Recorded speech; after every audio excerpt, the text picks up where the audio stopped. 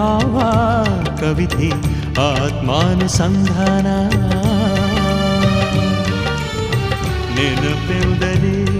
ಮಳೆಬಿಲ್ಲ ಛಾಯೆ ನನ್ನೆದೆಯ ಬಾಂದಳದಿಯ